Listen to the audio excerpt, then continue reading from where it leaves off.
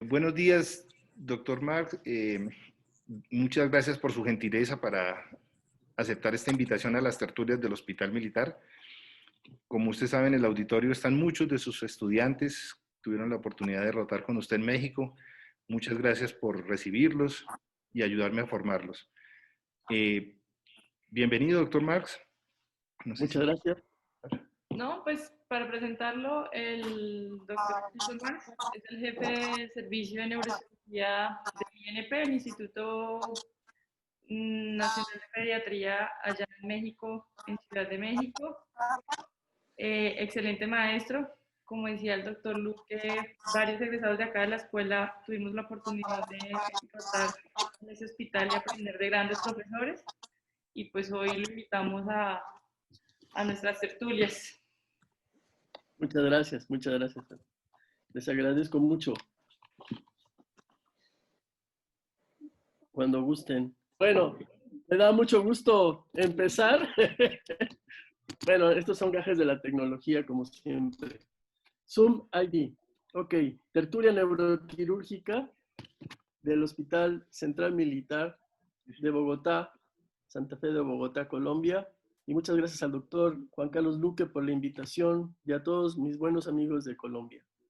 Vamos a empezar con este tema que para mí siempre ha sido apasionante desde que empecé la especialidad y la he dividido en dos. El primero es, por supuesto, el concepto de defecto de tubo neural y que esencialmente se divide en dos.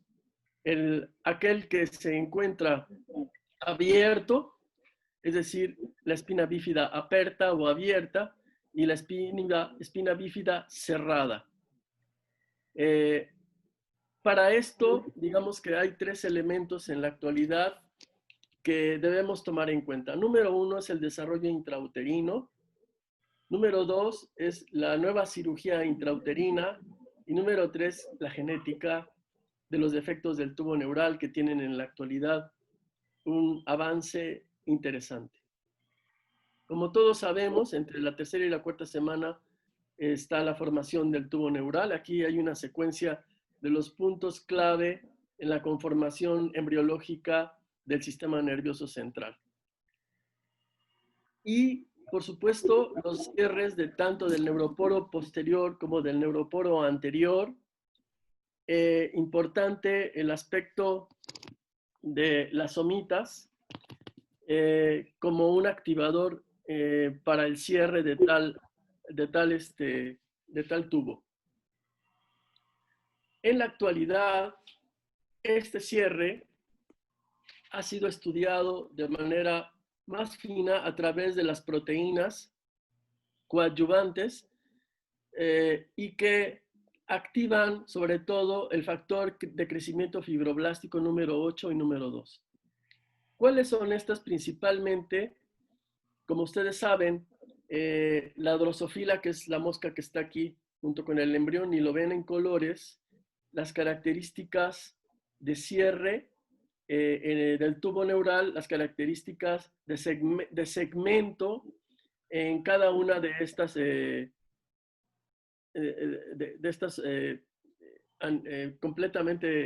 animales completamente disímbolos, por supuesto, pero que comparten genética y que la drosofila siempre fue utilizada para estos estudios de tipo genético. En esta drosofila, algunas células del área del tubo neural o de lo que iba a ser el sistema nervioso de la mosca, se descubrió que si se hacía alguna acción directa sobre algunas de estas proteínas transportadoras o que promueven o coadyuvantes del cierre, causaban que las células se formaran en forma de espinas o tuvieran un citoplasma espinoso. Por eso se le consideró o se le llamó hedgehog. Como ustedes ven, el hedgehog, hay varios tipos de hedgehog, y este hedgehog junto con la notocorda,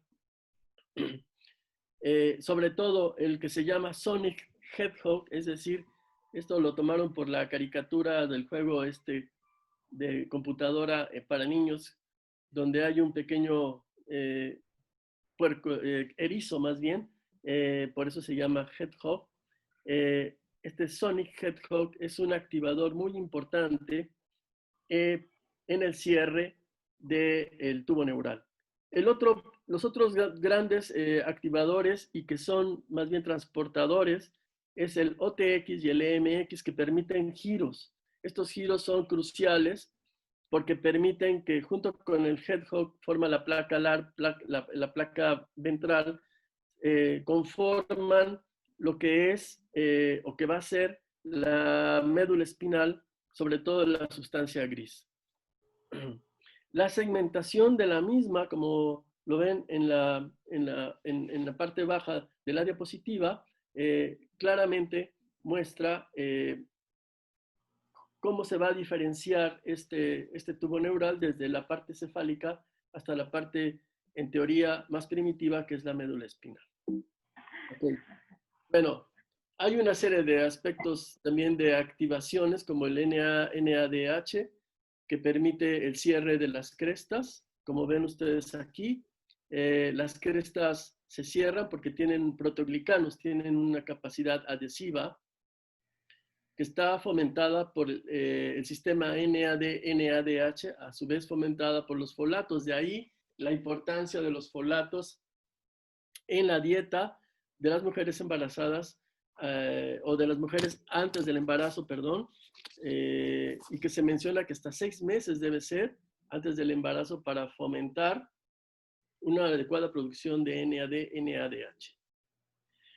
Hay varios puntos críticos que se llaman, que fueron conocidos desde hace muchos años, especialmente por Warper, en donde mencionaba que los puntos críticos para esa posibilidad de daño o de cierre son, como lo tienen ustedes anotados, por frecuencia, lumbar sobre todo, a nivel craneal, a nivel de la sínfisis frontonasal, a nivel cervical y a nivel sacro puro.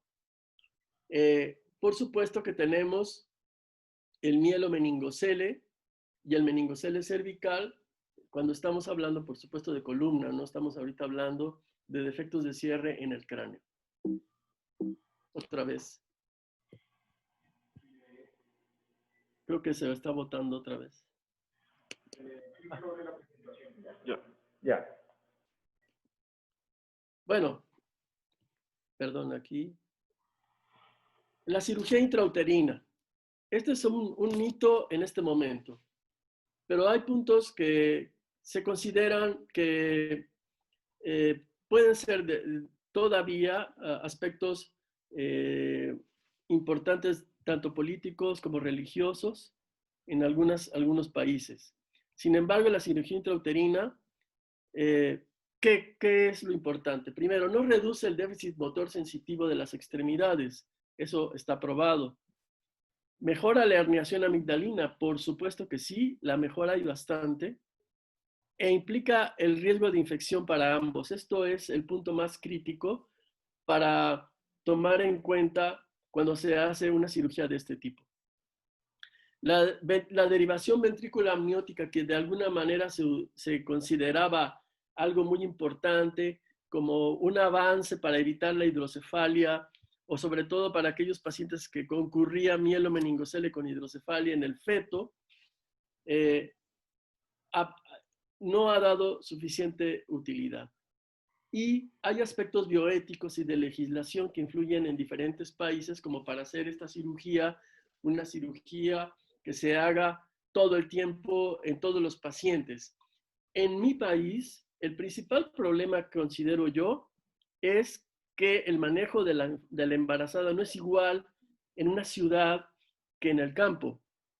Hay áreas que prácticamente no tienen una evaluación perinatal adecuada y que por lo tanto no se identifica a la paciente embarazada con un producto que tenga daño como espina bífida y mielomeningocele. Entonces, en las ciudades sí se está haciendo, sí logramos tener un grupo de pacientes que sabemos que que pueden tener un producto con mielomeningocele. Sin embargo, algunos pacientes no entran a los protocolos para esta cirugía fetal. Además de que, por ejemplo, en la Ciudad de México o en el centro de México, solamente hay un lugar donde se está haciendo esta cirugía de una manera protocolizada.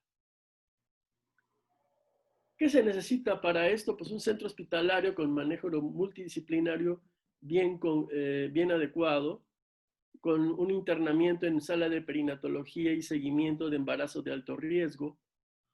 Se debe hacer una histerotomía generalmente a las 27 semanas y el manejo anestesiológico implica uso de anestésico transplacentario y uso de anestésico directamente aplicado al feto por vía intramuscular, con puntos importantes en cuanto a los factores de difusión en el feto y en la madre. Otra vez. Inversión económica importante, claro que es una inversión muy importante. Y aquí tenemos, por ejemplo, alguna de estas cirugías, ¿no? Vemos el útero con un ultrasonido. Se trata de mover también al feto para que hay fetos que están, por supuesto, en presentación cefálica y tiene que girarse, hacerse la histerotomía y después hacer la plastía del defecto. No, en mi hospital no hacemos esta cirugía porque no somos un hospital materno infantil, somos un hospital puramente pediátrico. Alguna vez tuvimos relación con el Instituto Nacional de Perinatología y hacíamos algunas cosas, o estábamos empezando a hacer algunas cosas asociadas, pero en este momento no se ha concretado francamente esta relación entre Instituto Nacional de Pediatría e Instituto Nacional de Perinatología. Sí se hace, bueno, esta es la prueba de cómo esa cirugía logra que el Chiari, como lo ven en la figura de prequirúrgica de 23 semanas versus la postquirúrgica de 28 semanas, se logra evitar, el Chiari sí se logra evitar en un buen porcentaje de pacientes. Ojo, no en todos los pacientes se logra evitar el Chiari, y esto es algo que en muchos de los artículos que nosotros vemos, sobre todo en el MOMS, en algunos otros artículos de otros países, no se ha considerado completamente, aunque sí se indica, por supuesto. Este es el hospital en el centro de México, que es en Querétaro. Esta es la persona, el doctor Chabelas, es quien está teniendo en este momento protocolizado esa cirugía. El estado de Querétaro dista más o menos a 2 horas y media de la Ciudad de México. Y tiene este lugar que es de cirugía fetal, junto con la Universidad Nacional Autónoma de México, y está haciendo este tipo de cirugía. Tiene una buena cantidad ya de pacientes, con resultados, tiene, me parece que, digamos, son como 30 pacientes, tiene 2 fallecidos, y pacientes ya recuperados con plastía de mielomeningocele. ¿Qué de la genética de estos defectos? Bueno, pues hay una serie de cosas. Yo les voy a poner aquí todas, pero diría yo que 10% más o menos obedecen a lesión teratogénica, es decir, por ejemplo, radiaciones, medicamentos, valproato, pacientes que toman anticomiciales, pero esencialmente la herencia es multifactorial y más o menos menos del 5% de casos tendrán una causa cromosómica, generalmente relacionadas al cromosoma 19 o al cromosoma X. Luego viene una serie de cosas que se han puesto en la literatura que aquí voy a poner, pero vean, por ejemplo, todas las que están anotadas aquí. Origen hispano. Estos son estudios de los Estados Unidos efectuados por McCullough. Raza blanca también, o sea, puede ser de uno y de otro. Sobre todo se asociaba a algunos pacientes en Inglaterra y en Irlanda. Nivel socioeconómico bajo, que creo que está en relación con el aspecto nutritivo, el aspecto de alimentación. La diabetes materna sí se ha visto, uso de anticonvulsivantes que ya hemos hablado, hipertermia y obesidad. Deficiencia de ácido fólico es en este momento, por supuesto, el más importante. Y aquí está México, y vean ustedes que mi país tiene un importante grupo de pacientes que nacen con mielomeningocele. Aquí tengo yo, por ejemplo, la más grande es China del Norte. Básicamente toda el área desértica de China. Y México está en el número 3, en el color rojo. Entonces es una, en número 2, perdón, en el color rojo. Y entonces es sobre todo porque se menciona que hay un gen hispano o mexicano más bien, en donde puede estar relacionado a este defecto. Hay algunas esculturas y estatuillas de las culturas mesoamericanas con estos defectos bien efectuadas, bien realizadas. Tratamiento, bueno, ahora viene el tratamiento quirúrgico. Esencialmente lo he dividido en 4 puntos cruciales para la vida del paciente. La primera es cómo opero el mielomeningocele. O sea, de qué manera me enfrento al mielomeningocele. El mielomeningocele se considera una urgencia porque hay que cerrarlo lo antes posible y con las mejores condiciones posibles. Segundo viene el problema de la derivación ventrículo-peritoneal, y aquí viene la disyuntiva que seguramente ustedes se han enfrentado en el aspecto de qué pongo, una válvula o hago una neuroendoscopía. El tercero es la parte urológica, que es crucial, es importantísima para el paciente y para el pronóstico de vida del paciente. Y la cuarta es la evaluación ortopédica. En cuanto a la cirugía, el líquido cefalorraquídeo está comunicado al medio ambiente. Si está comunicado es una urgencia, o sea, de hacerlo inmediatamente. ¿Cuál es el estado neurológico del paciente? ¿En qué condiciones llegó al mundo este paciente? ¿Y qué debo decirle a la familia en cuanto al déficit neurológico? Y si existen malformaciones congénitas asociadas. Al respecto, nosotros hemos hecho este pequeño cuadro, lo hemos utilizado durante mucho tiempo, en donde si nosotros vemos que es un paciente que no se ha roto, tiene menos de 36 horas, el cierre se hace inmediatamente, cuando menos lo hacemos en la guardia o a las primeras horas de nacido, se conoce como cierre temprano, y en ocasiones, después de un par de días o 2 o 3 días, vemos un ultrasonido. Si hay hidrocefalia, pues hacemos la derivación ventrículo-peritoneal. Si no hay hidrocefalia, vigilamos a ese paciente. Ahora ya tenemos una buena cantidad de pacientes sin válvula, sin endoscopía.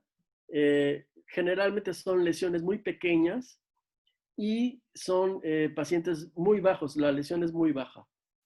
En más de 36 horas de nacido, la cirugía se considera como una cirugía tardía y se considera potencialmente infectado. Por lo tanto, ese paciente debe ingresar con cultivos del área.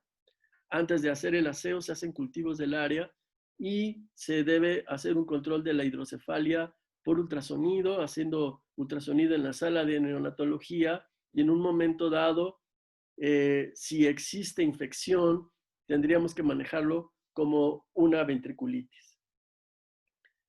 Hay un grupo de pacientes que en realidad afortunadamente no son muchos, donde hay múltiples malformaciones.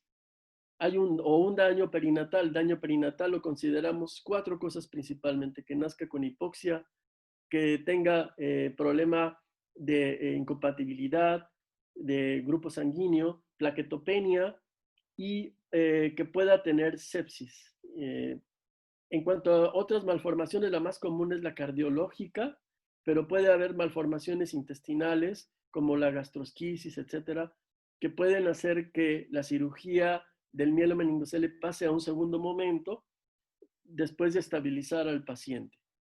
Y si después de, digamos, algunos pacientes están tan graves que se hace un cierre tardío ya muy posterior, en los días o semanas, incluso un mes. Entonces aquí tenemos al paciente, vemos aquí la placa neural con tejido dérmico muy anormal. Vean ustedes qué tejido transicional tiene. Está completamente fibroso, con placas de fibrina, y ahí es donde debemos tomar los cultivos y después ya hacer el aseo. Hacemos el aseo en la actualidad con alguna otra sustancia, porque sabemos que el isodinet afecta la placa neural. A veces se podría hacer con jabón quirúrgico, agua y jabón quirúrgico, o microdacin se puede utilizar también en algunos casos. La tubulización microquirúrgica es el punto más importante de la cirugía. Nosotros debemos trabajar con microcirugía, la placa neural, porque es la manera en que le vamos a dar pronóstico adecuado al paciente. Lo que se conoce como tubulización de la placa neural es simplemente volver a hacer esta placa abierta, un tubo, y debe cubrirse con duramadre. Esto ha hecho que tenga en algunos puntos, primero, la falta de adhesión, es decir, que no se tenga uno que enfrentar rápidamente a un reanclaje medular. Y dos, que pueda ser compensada la hidrocefalia de alguna manera. Tercero, ¿qué otra cosa ayuda a la microcirugía? A el pronóstico del paciente, porque sabemos que este paciente se va a enfrentar a rehabilitación y que por lo tanto, si nosotros cuidamos raíces, este paciente va a tener mejor posibilidad de movilidad. ¿Qué no hacer en esa cirugía? Primero, esto que ven ustedes aquí, jalar la placa, jalar las raíces de manera muy severa, porque no estamos usando microcirugía. Segundo, este lugar, el más difícil, que es el que pongo en este dibujo, en donde la parte de la piel es muy cercana, está muy adherida y no podemos hacer giros. Y entonces tenemos catástrofes como la que está a su derecha, que se intentó cerrar por varias vías, etc. Entonces, cuando nosotros vemos que es una lesión grande, muy hacia abajo, muy pegada hacia a la fisura interglútea, conviene hablar con un plástico para que nos ayude a hacer algún tipo de giro o una cetoplastía. No nos gusta tanto las branquias que se llaman o cirugías o apertura lateral sobre el abdomen, porque puede afectar la circulación de esa zona y empeora el problema.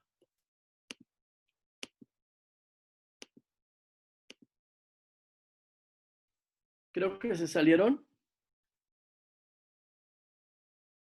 Hola. Estamos acá, doctor Mars. ¿Todo bien? Sí, todo iba muy bien. ¿Está bien ahorita? No, señor. Ah, ¿qué hago? Y no sé si los demás estén ahí todavía. A ver, ahí. Sí, todo el auditorio está pendiente, doctor. ¿Todo bien ahí? Todo Pero bien. no se ve la presentación, pero está bien. Debemos continuar en la... A ver, la voy a poner. Se salió de compartir pantalla. Ok.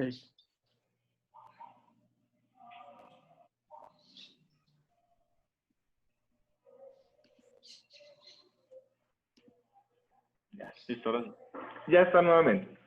Perfecto. Listo, señor. Ya. Ahí va. Aquí está. Bueno, esta es entonces el acierto. Luego vienen los músculos, es tratar de poner músculos. Ahí sí podemos hacer cortes a los lados que faciliten el acercamiento muscular. Si tenemos 2 capas, cuando menos, de protección, eso es lo que nos va a ayudar a una buena cirugía de mielomeningocele. Aquí nuevamente, y al cierre adecuado de la piel. Nosotros preferimos el cierre lineal, el cierre transversal. ¿Por qué no? Porque cuando el niño se enfrente a la posibilidad de una cirugía de reanclaje, entonces nos vamos a ver en el problema de que vamos a tener que hacer una cirugía en forma de cruz. Y entonces vamos a tener problemas de la piel que ya de por sí son pacientes que tienen una cicatriz, como seguramente lo han visto, muy anormales, muy gruesas, grandes, anchas, etcétera. Entonces se vuelve algo muy difícil tanto para el paciente como para la posibilidad de hacer adecuado desanclaje. Hidrocefalia.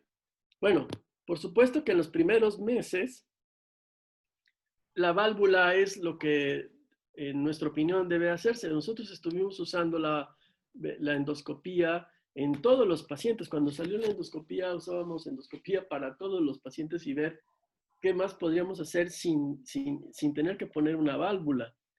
En realidad, el paciente que no tiene una válvula es el mejor paciente, pero si no queda otra, hay que poner la válvula.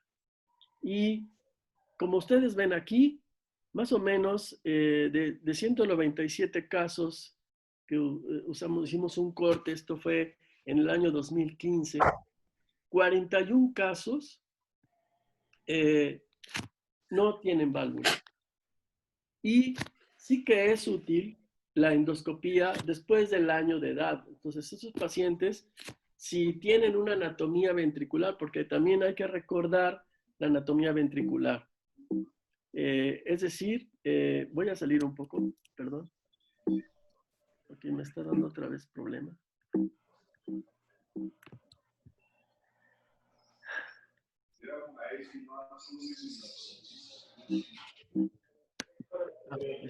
Dele clic en la presentación. Exacto.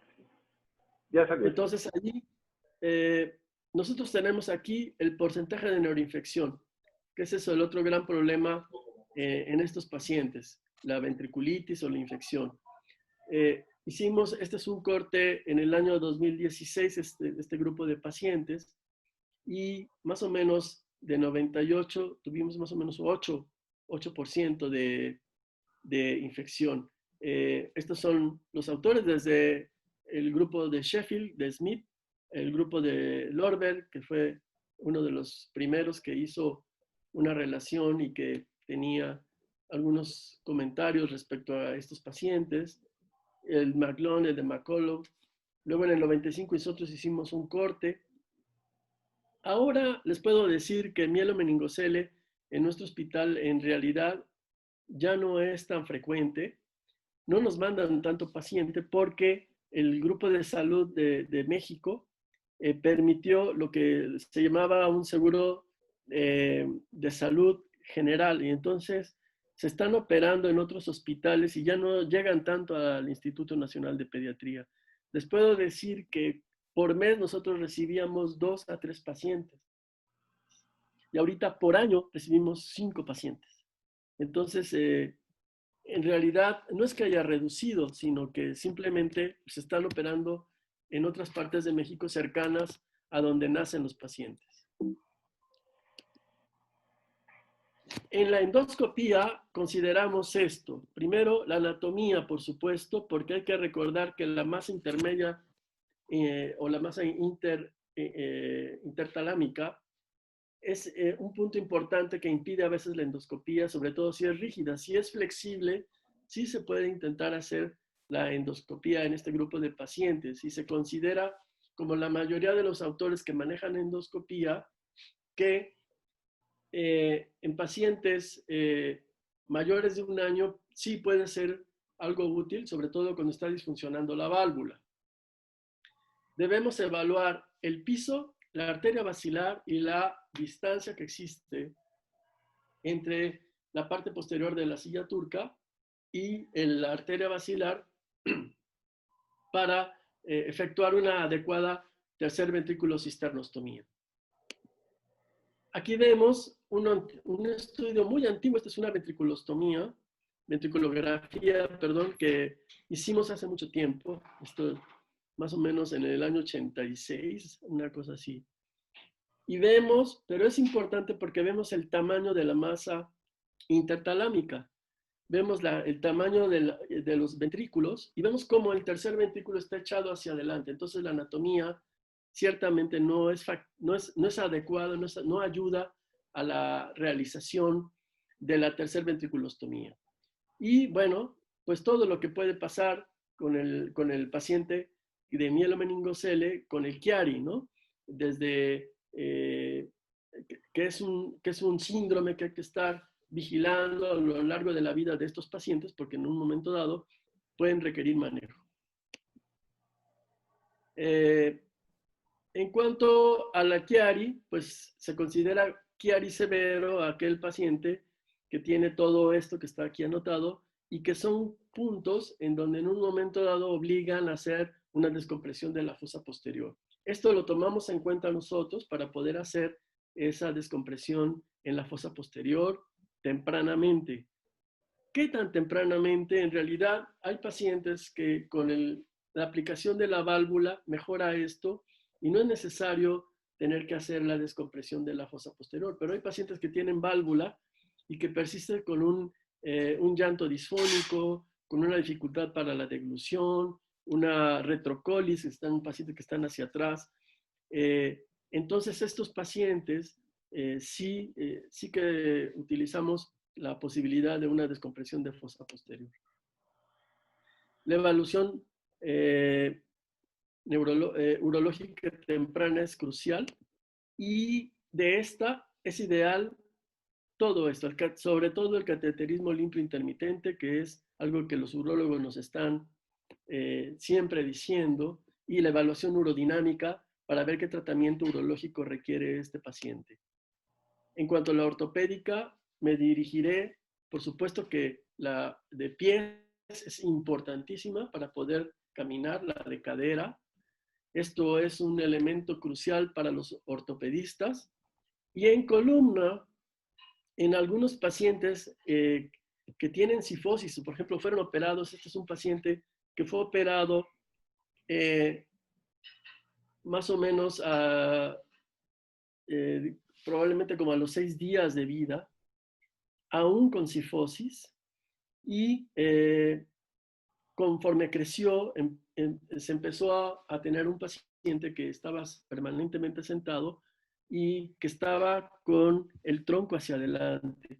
Y entonces esto hacía que no pudiera prácticamente hacer nada, ¿no? Estaba doblado sobre sí mismo. Y lo que hicimos fue una cifectomía. Esta cifectomía permite, cuando menos, tener al paciente con instrumentación, permite al paciente tener la posición de sentado, cuando menos, y utilizar computadora, utilizar escribir, relacionarse con el medio ambiente. Otros que se pueden hacer y que son muy importantes a lo largo de la vida, esto es el seguimiento, la función pulmonar, la evaluación de estructuras del cíngulo, sobre todo cuando tienen el problema cognitivo, se tiene que hacer una evaluación de resonancia magnética, y la relación en cuanto al neurodesarrollo con el apoyo del mismo. El IQ ha mejorado con el manejo actual, que es el manejo activo temprano como urgencia del mielomeningocele, y eso seguramente es muy importante. Aquí, por ejemplo, se decía, bueno, este es un padecimiento que ¿quién lo va a operar? Si no hay neurocirujano pediatra, pues lo opera el neurocirujano, por supuesto, porque este es un padecimiento que todo el mundo debe saber operar, y que todo el mundo pues debe apoyar al paciente porque es una urgencia. Por supuesto, más el neurocirujano pediatra. En cuanto a costos, por supuesto que es una enfermedad costosa. Este es un costo muy alto para los hospitales. Algunos hospitales no pueden mantener esos costos de pacientes, de tantos pacientes con esta problemática. Se debe buscar una clínica. Nosotros tuvimos esta clínica, ahorita que tenemos 5 pacientes al año, a veces no utilizamos, pero sí tenemos pacientes que fueron operados. Antes nosotros vemos pacientes de recién nacido hasta los 18 años, todavía tenemos pacientes de 16, de 15, que están dentro de esta clínica, en donde está básicamente el pediatra y este grupo de especialistas que ayudan al desarrollo familiar y al desarrollo del paciente. ¿Es útil una clínica? Yo creo que sí, debe mantenerse esta clínica. Nosotros hemos hablado con los directivos hospitalarios del instituto para mantener esta clínica, porque ayuda o va a ayudar, aunque se tenga menos pacientes, desde un punto de vista, vamos a decir, por referencia, ¿no? Creo que sigue siendo algo de mucha ayuda. Especialmente para los jóvenes, en los adolescentes es muy importante porque son pacientes que sufren mucho con este problema. Y el papel de la urodinamia es crucial para el desarrollo neuropsicológico de estos pacientes, porque de eso depende mucho la relación social.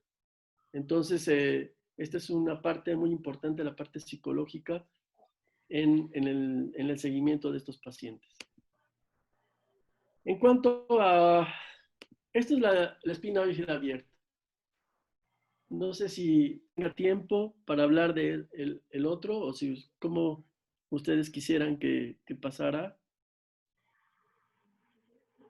Muchas gracias, doctor. Siga, doctor Mar, muchas gracias. Es un placer tenerlo a usted acá. Ustedes me avisan en cuanto a tiempo, ¿sale? Bueno, la espina bífida oculta es una malformación que incluye varias entidades y en donde hay apertura de la columna, algún problema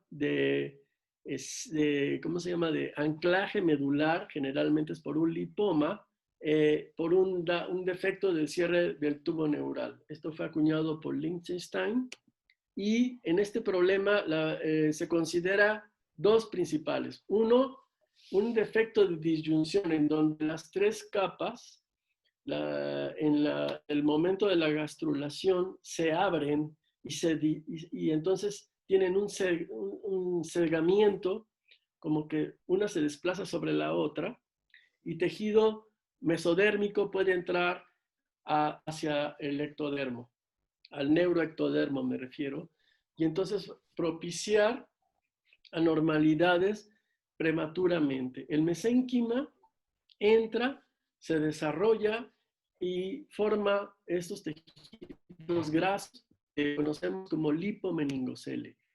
Es un problema entonces de la segunda neurilación.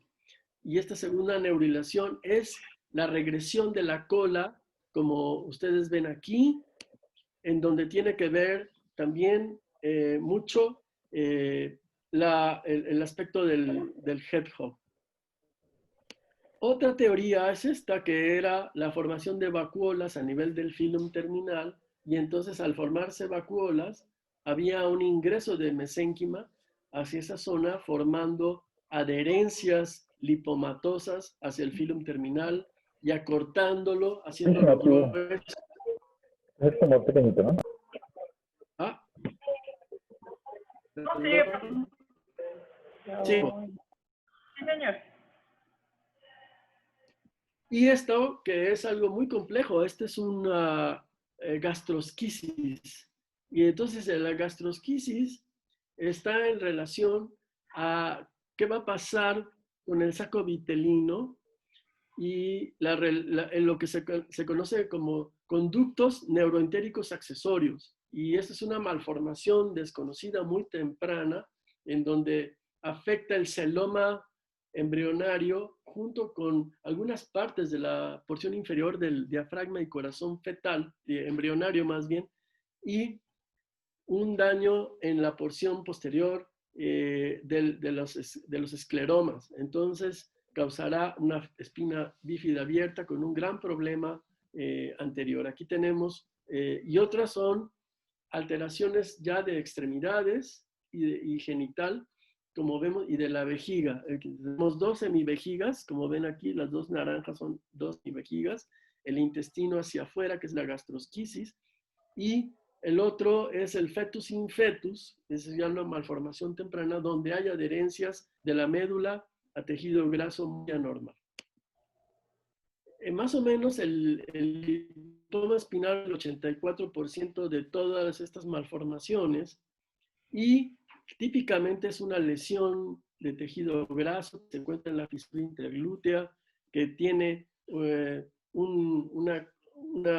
efecto de adhesión y el anclaje medular que causa a futuro propiciará un defecto en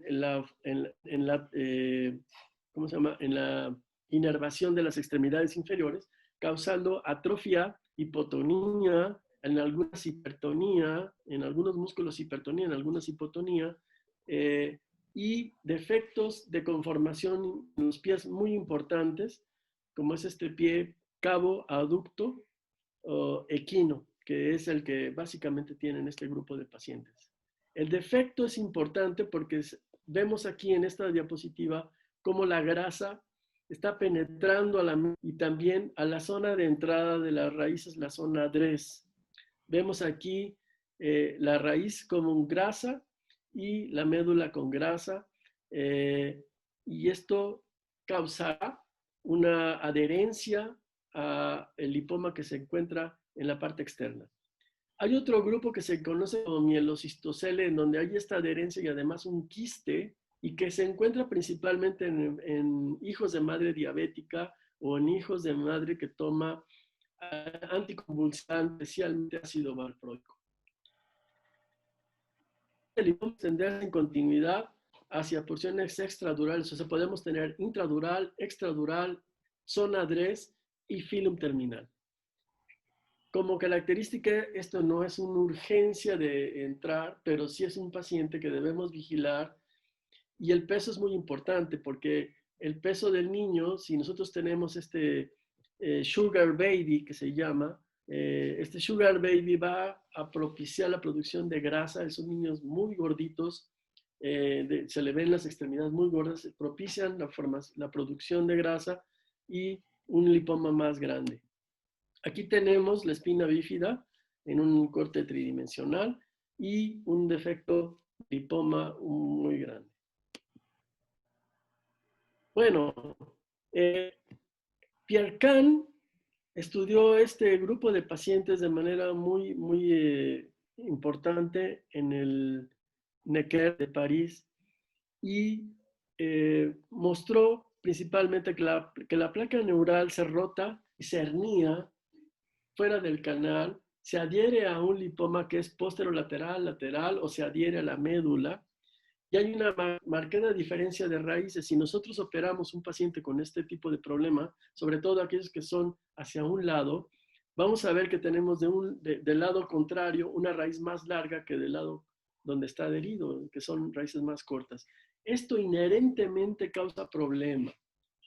Y esto se comentó porque algunas veces se consideraba que los lipomas deberían dejarse ahí, que no causaban problema porque el paciente estaba bien.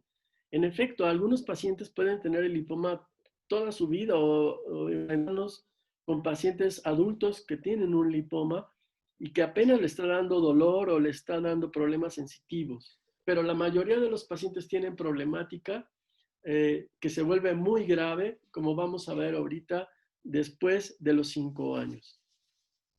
Pueden ser lesiones en adultos más o menos el 4 o 8%. Y como vemos aquí, la médula anclada es la principal manifestación. Aquí vemos varios tipos de marcadores cutáneos. Tenemos el clásico, que es el lipoma. Aquí tiene un don cutáneo asociado o apéndice cutáneo. Podemos tener hoyuelos, podemos tener hipertricosis, podemos tener hemangiomas planos, etc. Hay una serie de marcadores dérmicos que obligan a ver cómo está la espina, la médula espinal. Esta es la clasificación clásica de Chapman, en donde divide a este grupo de lipomas en caudales, dorsales y transicionales. Obvio decir que el transicional es una lesión muy grave, es una lesión que generalmente tiene un daño grave, y obvio decir también que es una lesión casi, en cuanto a resección completa, poco probable que se pueda hacer. El resto de lesiones generalmente pueden ser manejadas, pero el transicional es un gran problema. Aquí la tenemos por resonancia magnética, el caudal, el dorsal y el dorso lateral. ¿Por qué pongo el dorso lateral? Este es el dorso lateral. Vean cómo está yéndose hacia el lado, en este caso hacia el lado izquierdo del paciente, y vemos cómo la grasa adhiere a nivel de sacro con un anclaje medular muy grave, pero no nada más vamos a encontrar eso, vamos a encontrar también esta grasa con un pequeño quiste, la espina bífida, pero la médula está, como ven ustedes, rotada y oblicuada, de tal suerte que las raíces de ese lado son más cortas que las raíces del otro lado. Generalmente hay una arteria pequeña adherida a la médula que comparte el lipoma junto con la médula y sobre todo la zona DRES. Nosotros en el instituto, junto con la doctora Cordero, que es la jefa del departamento de neurofisiología, hicimos esta pequeña clasificación en cuanto a daño en potenciales evocados. Entonces simplemente había en el grado 1 reducción de la amplitud, pero no de la, ¿cómo se llama? De la latencia. Había grado 2 latencia baja, en el grado 3 una respuesta con dispersión severa y grado 4 sin respuesta. En este grupo nosotros dividimos de 2 meses a 3 años y de 4 a 16 años. Y vamos a ver cómo en el morado vemos a los bebés, vamos a decir, de 2 meses a 3 años, vemos como la mayoría son normales. Mientras que los pacientes arriba de 4 años, la mayoría tienen ya un grado 2 a 3. Entonces, esto es lo que, en nuestra opinión, obliga de alguna manera a operar tempranamente a este grupo de pacientes. ¿Cuándo es tempranamente? Yo creo que después de los 2 meses, nosotros ya tenemos 5 kilos de peso, tenemos menos riesgo quirúrgico, tenemos una hemoglobina que ya no es fetal, una serie de puntos pediátricos puros que nos permiten hacer la cirugía. Y tenemos esta serie de clasificaciones que se deben conocer, por supuesto, la más importante pues, que tomó en cuenta las demás, es la del Necker. La de hoy a mí me parece un poco larga, sin embargo es una clasificación acuciosa que debe tomarse en cuenta. Nosotros hacemos una evaluación preoperatoria con esto, hacemos potenciales transoperatorios y después una evaluación posoperatoria. Aquí tenemos el proceso de resección de un lipoma, la resección sobre el área dejando un pequeño espacio de grasa, sobre todo en el transicional, para no dañar la parte medular. Y con esto logramos una clasificación funcional, es decir, sin neurológico y PES normales, o grado 1. Tipo 2, alteración de esfínteres o vejiga sin déficit motor con lesión grado 2. Tipo 3 con déficit de esfínteres y daño motor. Y tipo 4 con déficit esfinteriano, daño motor y potenciales evocados muy dañados. De estos, los pacientes que tenían lipomas de solamente el filum terminal, con un seguimiento de 5 años, vimos que se mantenían en buena clasificación, mientras que los lipomas del cono medular, que son, por ejemplo, el dorsal o el transicional, y más pacientes de arriba de los 5 años, tenían un problema, cuando menos, leve de esfínteres, es decir, teníamos problema en la urodinamia. ¿Qué se puede considerar? Es que el paciente antes del año, la cirugía se considera preventiva y evita un mayor daño. En pacientes de 2 años, de 8 años, perdón, o mayores, el déficit neurológico y daño de esfínteres es especialmente importante y puede haber una lesión permanente. Entonces, nuestra filosofía es la de operar pacientes tempranamente para evitarles ese daño. Quitar la masa lipomatosa, que también es algo que afecta a la familia. Y hay algunos autores, como el doctor Será, en el Necker también, que han escrito un protocolo en donde se esperan más o menos hasta los 3 años, que es en realidad el límite que hemos visto con las clasificaciones. Me parece a mí que en un momento dado se puede hacer esa espera, siempre y cuando no cambie la función neurofisiológica de ese paciente. Otras cosas que puede haber son estas, por ejemplo, la médula anclada con filum grueso, que es una cosa rara, se manifiesta con una hipertricosis, dolor lumbar, escoliosis, pero sobre todo con problema urinario. El problema urinario es el más importante y la resonancia magnética, por supuesto, confirma este problema. Aquí tenemos un filum grueso, vean ahí el filum grueso en la resonancia magnética. Otros raros, me estoy yendo ya a cosas poco comunes. Esta es una paciente que vi la fotografía de abajo con el campo azul. Es una paciente que acabo de ver, la vi hace más o menos 3 semanas.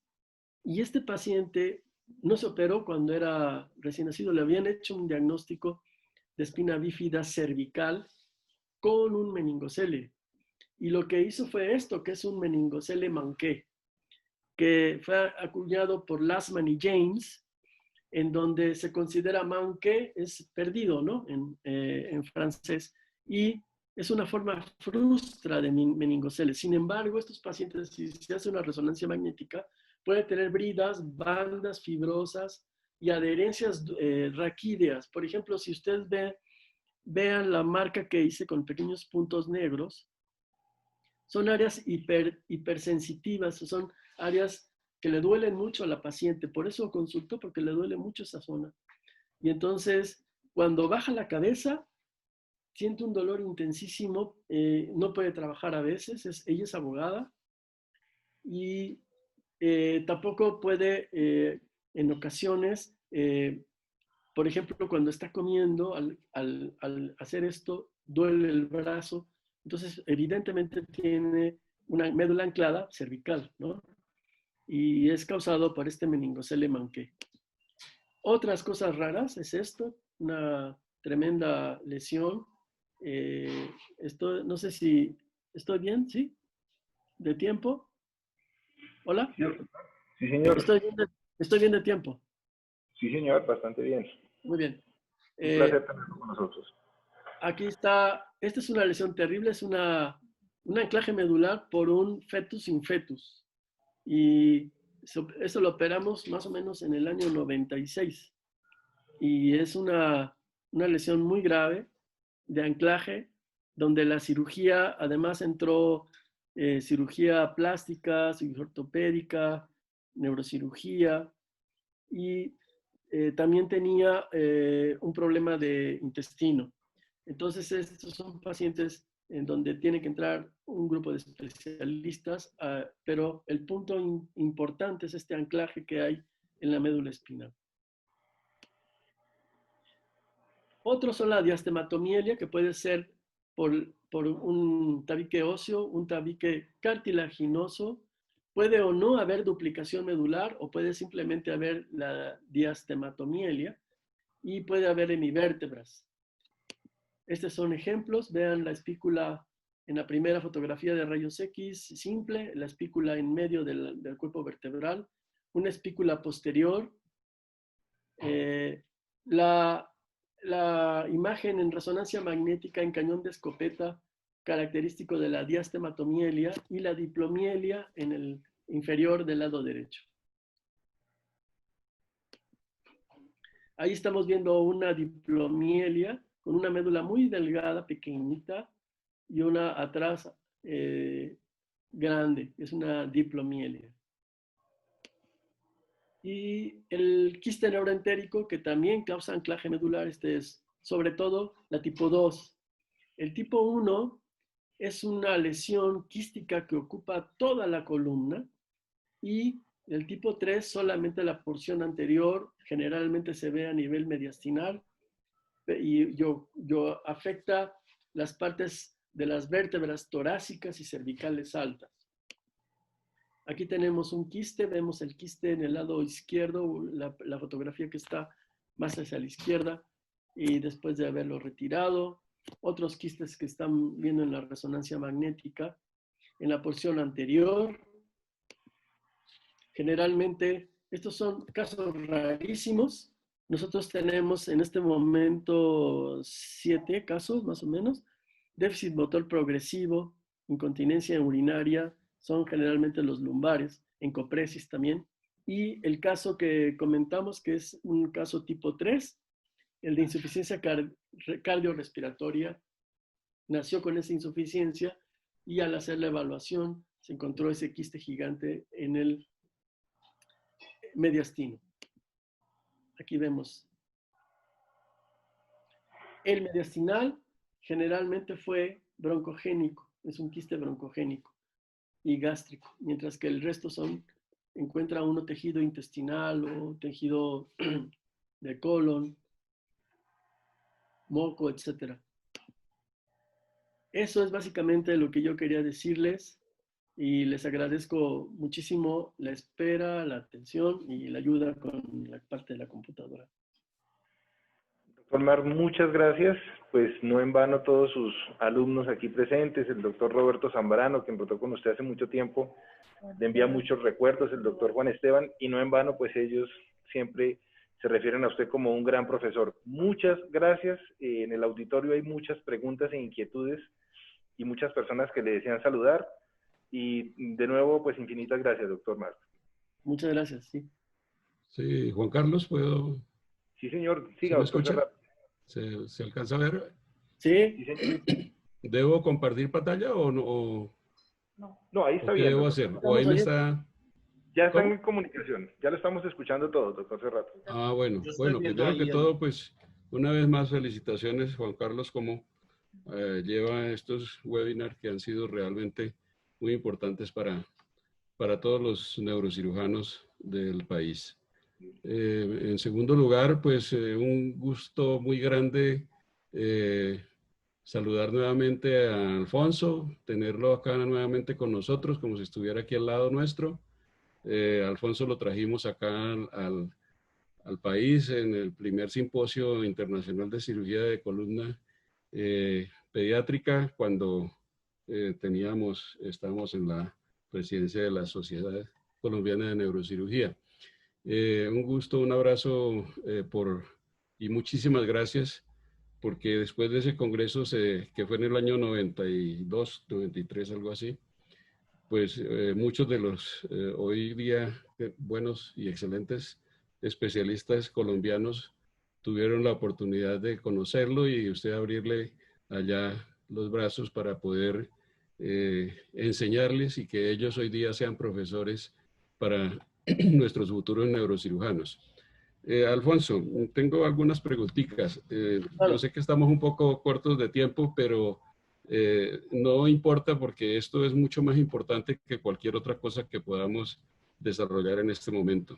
Entonces, una de las preguntas que yo siempre me he hecho es que ha disminuido mucho en Colombia, pero había zonas acá en el país, sobre todo en el sur del Tolima y en el Huila, que son departamentos que para ustedes son estados. Se tiene una gran casuística de mielomeningoceles y muchas veces se relacionó esto con las fumigaciones con organofosforados en esas zonas, porque se hacía una fumigación con avionetas, y entonces lo relacionábamos mucho con eso y se hablaba que esa era una de las causas más importantes de la generación de estos mielomeningoceles. Siempre me quedó la duda porque eso nunca se pudo comprobar. Otro es con respecto a esos mielomeningoceles en que era muy difícil encontrar poder cerrar la dura y lo teníamos que hacer con la misma fascia, complicaturas de la fascia de un lado y luego la otra sobre el otro lado, que por supuesto fue lo que siempre hicimos porque no se tenía lo que hoy día se tiene, que es la colocación de injertos de duramadre artificiales. Pienso que pues yo personalmente no tengo experiencia con estos nuevos injertos, pero como es la actualidad, es la realidad, quisiera saber si ustedes los utilizan y qué resultados han tenido. Otra pregunta que pues a mí siempre me preocupó muchísimo. Cuando estaba en el hospital todavía no me había pensionado y manejábamos el servicio de neurocirugía pediátrica después de haber hecho nuestra pasantía y nuestra rotación de neurocirugía pediátrica con el doctor McClone en Chicago, que usted también lo conoce en Northwestern. Es ese viraje de lesiones que se presentaban después de que uno colocaba la placoda en el interior del canal, y por supuesto pues allí se iban células lipomatosas y tuvimos unos 2 o 3 casos de teratomas y de lipomas. No sé qué piensa al respecto. Otra pregunta es con respecto a las válvulas. Usted sabe pues que la válvula de Hakim pues es la que nosotros más colocamos en Colombia. La válvula se desarrolló ahí precisamente en el servicio de neurocirugía. Nosotros buscamos los casos, los pacientes, y el doctor Hakim, nuestro profesor, pues fue quien le aportó al mundo la posibilidad de hacer esta válvula. Pero hoy día han aparecido muchas otras que por supuesto todas tienen sus ventajas, pero también algunas sus desventajas. Quisiera saber qué válvulas colocan ustedes en este momento y si tuvieron experiencias con la válvula de Hakim y qué preponderancia hay en este momento en México para la utilización de las derivaciones. Por otro lado, quisiera preguntarle, dentro de 8 días vamos a hablar allá en el servicio sobre los tumores intramedulares, y yo le voy a hacer sacar un espacio a los tumores intramedulares en niños, que por supuesto es muy diferente a la situación de los tumores intramedulares en adultos. Y allí pues voy a mostrarles algunos casos. Tengo un caso en que hay un tumor intramedular que lo voy a presentar porque es muy interesante. La médula bajaba hasta el sacro y tenía un lipoma que por supuesto se metía dentro del cono medular, y voy a mostrar un video sobre cómo se pudo hacer la cirugía de este caso. Quisiera saber si ustedes han tenido casos de esta naturaleza y cómo los han manejado. Bueno, hay muchas más, pero perdónenme que le haya preguntado tanto porque es de mucho interés realmente científico. Muy amable, Alfonso. Gracias por venir. Muchas gracias. Sí, la primera pregunta de los órganos fosforados, sí, están dentro del grupo de químicos que pudieran estar en relación con este problema. No nada más ese, sino algunos de los agroquímicos actuales. Me refiero por ejemplo, a esa disputa de Bayer que hay ahorita con Monsanto, y Monsanto más bien, en donde hay un insecticida, un herbicida que pudiera también causar este problema. Por supuesto que son sustancias, o sea, se han manejado como sustancias que pueden causar, pero que fehacientemente dice, esto va a causarle el 100%. Sí se causa, ¿no? Creo que sí está en relación, y hay poblaciones que sí tienen esta problemática. Aquí en México también hay áreas rurales donde puede haber el uso de estos organofosforados, que tanto como la intoxicación también que existe, como la posibilidad de que exista estos daños, sí, sí están relacionados. En cuanto a la segunda pregunta era...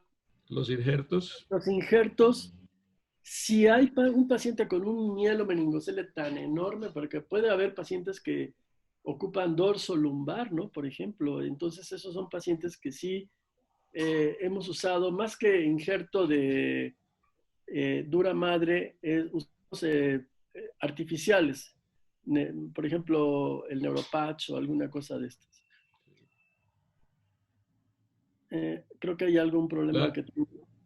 ¿Me están viendo? Sí, estamos escuchándole muy bien. La aparición tardía de teratomas o lipomas Sí, por haber sí dejado se ha la... reportado. Nosotros no tenemos uno, probablemente tuvimos hace como 5 años uno, un dermoide, un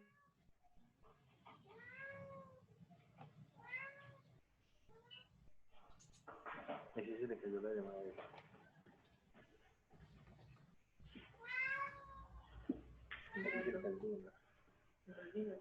No, creo que es de...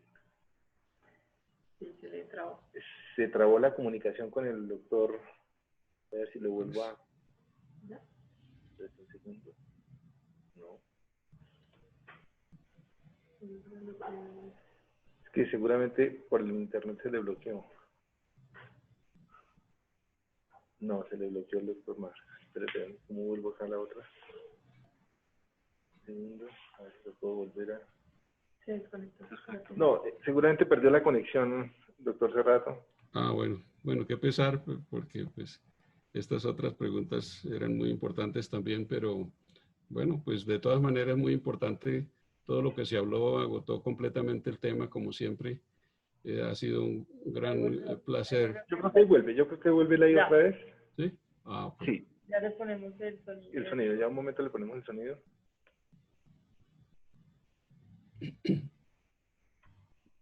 Sí hemos tenido dermoides, sí los hemos tenido, y uno tiene que ser cuidadoso cuando hace la disección de la placa, el no meter piel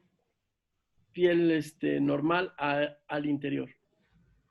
Por eso la microcirugía es importante. Luego la tercera pregunta de las válvulas. Nosotros Sí. estamos usando una válvula que es como tipo Hakim. Como usted sabe, el mecanismo Hakim lo tienen varias válvulas. Entonces aquí en México hay una empresa que está haciendo una válvula parecida o con el mecanismo tipo Hakim. Para nosotros sigue siendo una válvula perfectamente útil y es la que más usamos. Sin embargo, hay pacientes que después de que se pone la válvula, se rechaza la válvula o se infecta o se retira, etcétera, a veces usamos válvulas, por ejemplo, como la Onichon, la Omnisigma, la Orbis, que son de flujo. Esas válvulas nuevas de flujo creo que pueden ser bastante útiles porque evitan el elemento sifón. Y número 3, las válvulas que pueden ser manejadas por presión con imán o con cualquier otro aditamento son para algunos pacientes especiales. Entonces es más o menos como usamos las válvulas. Ahora, la endoscopía en nuestro hospital, tratamos de ver si es candidato a endoscopía. Si no es candidato, pues ni modo, le ponemos una válvula. Pero si es candidato, porque la anatomía nos permite trabajar con endoscopía rígida, lo hacemos con endoscopía rígida.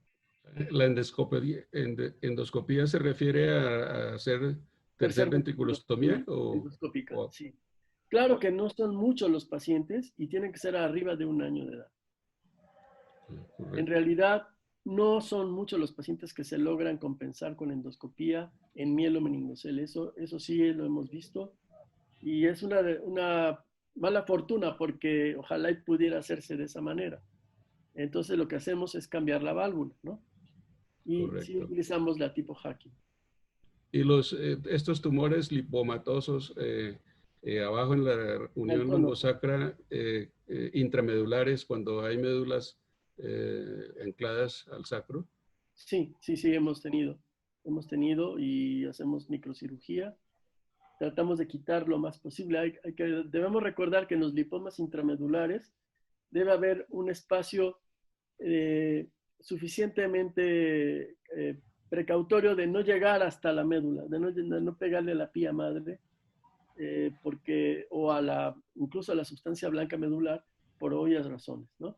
Y más en Correcto. el cono medular, donde vamos a tener graves problemas de tipo, ¿cómo se llama? Secuelares. Secular, pero sobre todo urinarios, que es terrible para un paciente. Muchísimas gracias, Alfonso, muy amable. Sí, cómo no. Doctor Mar, aquí lo saluda el doctor Juan Carlos Ramos, también alumno suyo. Y voy a leerle una pregunta que hay en el auditorio. Le voy a pedir el favor a Ángela que le haga una Claro. pregunta del doctor Leonardo Chacón. Profe, el doctor Chacón dice, bueno, que muchas gracias por la presentación y que quisiera saber cómo determina la indicación de cirugía para liberación de médula anclada en pacientes con antecedentes de corrección de mielomeningoceles. Ok. Yo creo que en la actualidad, en nuestra opinión, el punto más importante es la urodinamia. ¿Sí me escuchan? Sí, Sí, sí, señor, perfecto. perfectamente.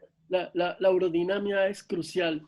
Si nosotros nos acercamos al urólogo, él nos puede decir cómo ha cambiado la urodinamia y nos puede decir si de una vejiga que era más controlable, ahora se ha descontrolado, se ha vuelto espástica, y eso nos está hablando de reanclaje medular.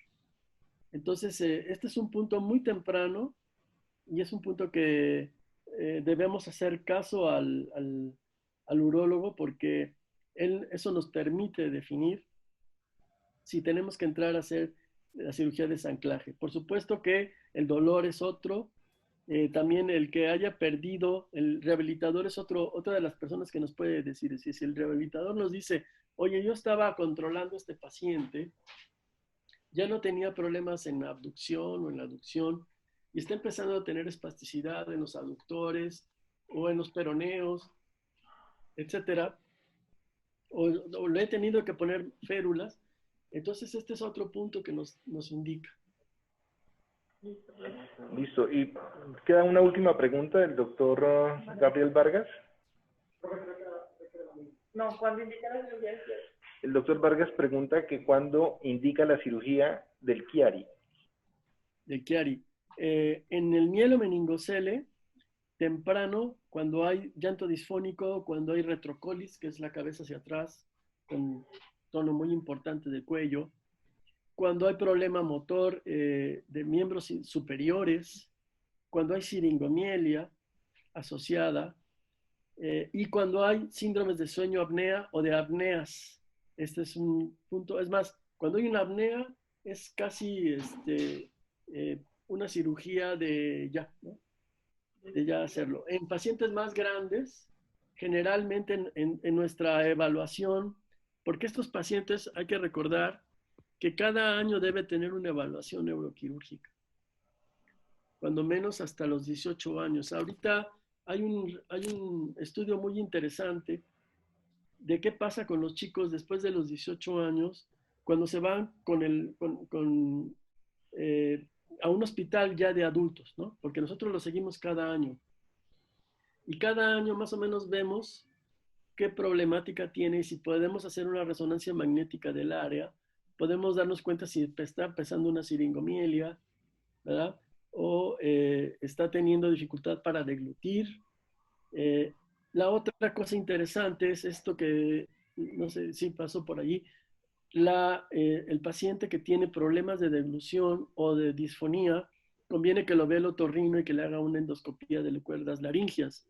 Si nosotros tenemos un problema velopalatino o de cuerdas laringias, también es una indicación interesante, importante, que no se había tomado mucho en cuenta de qué pasaba con las cuerdas vocales, y entonces ahí conviene acercarse sobre todo cuando hay problemas de deglución, cuando tenemos en un niño con mielomeningocele un síndrome sinobronquial o un síndrome laringobronquial, que ese es otro punto interesante, que no es neuroquirúrgico, puede pasar desapercibido por nosotros, porque lo pueden estar tratando por, no sé, bronquitis o no sé, cualquier otra cosa de estas, y son pacientes que pueden ser proclives a tener esta problemática porque tienen Chiari. Entonces, esta es otra cosa interesante que debemos asociarnos con el pediatra y con el neumólogo y con el otorrino para que nos ayuden a definir si hay esta problemática. Si hay esta problemática y se juntan varios cabos, creo que conviene hacer la cirugía. Doctor, muchísimas gracias. De nuevo invitado a estas tertulias, ya miembro honorario de nuestras tertulias. Le voy a seguir enviando las invitaciones. Muchas gracias. Al auditorio, también muchas gracias. El doctor Cerrato Hilmer, el próximo viernes nos va a ilustrar acerca de los tumores medulares. Desde ya les hago la invitación, pero se las voy a hacer llegar poco a poco a través de los medios escritos. Doctor Cerrato, a usted muchas gracias. Como siempre le he dicho, esta organización no es solamente mía, es el impulso de todos los muchachos. Ellos manejan mejor la tecnología, los contactos, y pues una cosa buena tiene, y es que nos hemos podido reunir con muchas personas de Argentina, de México, de Brasil, próximamente también de Alemania, y pues nada, muchas gracias a todos por su participación. Doctor, nuevamente gracias, y le repito lo que le digo acá, no en vano sus alumnos de acá de Colombia siempre lo consideran un gran profesor. Muchas gracias por la invitación. Muchos saludos a Juan Carlos, muchos saludos a Himmler, Cerrato, saludos a todos nuestros amigos allá, alumnos, pero ahora había amigos, porque ya no son alumnos en este momento, pero bienvenidos al hospital, al instituto, claro, el que quiera rotar, el que se interese por la neurocirugía pediátrica, con mucho gusto. Nosotros seguimos operando ahorita en la coronavirus, más o menos, difícil, pero vamos, sí seguimos operando. Doctor Luque, muchas gracias. Y bueno, ¿qué más les puedo decir? Que les vaya muy bien, se cuidan mucho. Lo mismo, profe. Claro que sí, que esté muy bien. Un abrazo. Un abrazo. Chao. Muchas gracias.